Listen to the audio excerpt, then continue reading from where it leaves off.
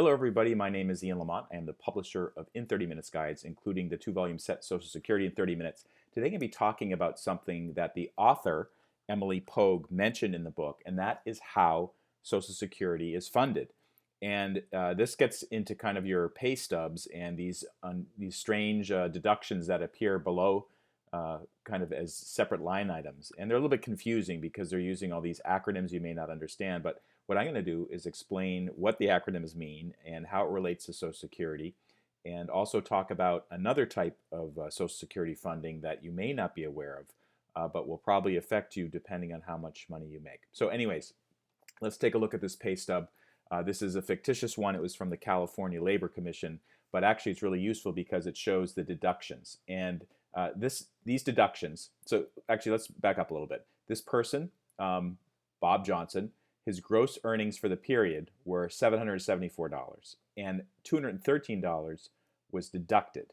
And these deductions, many people think they're kind of irritating because it makes your paycheck smaller. So Bob only brought home $560 for the pay period, but actually these are pretty important for your future, and also for funding state services, and also for retirement and health benefits and whatnot. I'll explain what they mean. So federal WH, that means federal withholding tax. This is for federal taxes that everybody has to pay. So Bob had about $60 withheld. California state withholding was a lot less, just $10. California state disability insurance, DI, that was a very small amount, $6. And then a 401k plan, this is a retirement plan, $77.40 for this pay period.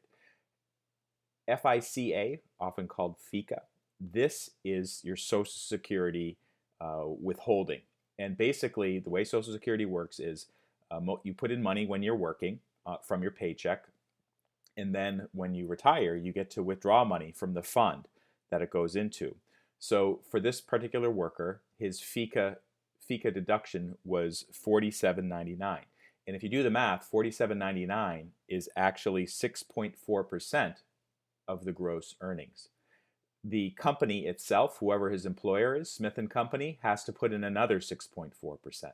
So in total, that is almost $100 that's going in for the pay period for Bob, for his contribution to Social Security. If Bob were self-employed, the FICA line would be twice as much because, of course, he's his own employer, so he'd have to put in twice as much for that. Sometimes the Medicare line item, it's 1122 here, it's supposed to be 1.45% of the total amount that you're paid, your gross earnings. Sometimes it's combined with the FICA. So what is that? It's almost 14%, which is a little confusing. But in this scenario, it's actually split off. So this is how a lot of Social Security funding gets funded. Basically, all the people who are working now, all working adults, they put in a portion of their paycheck into the Social Security fund, and then also in many cases their employer matches it.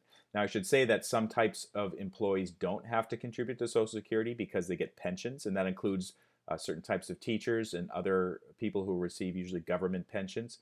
But the book actually explains what those exceptions are. Now there's one other thing I wanted to mention. There's another way that Social Security is funded, and that is via taxes.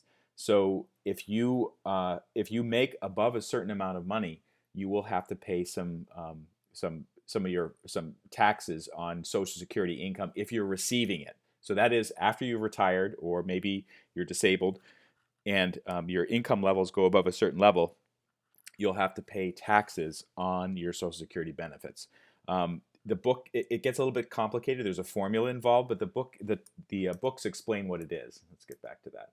So the first volume of the book, actually I think both of them explain a little bit about the taxes.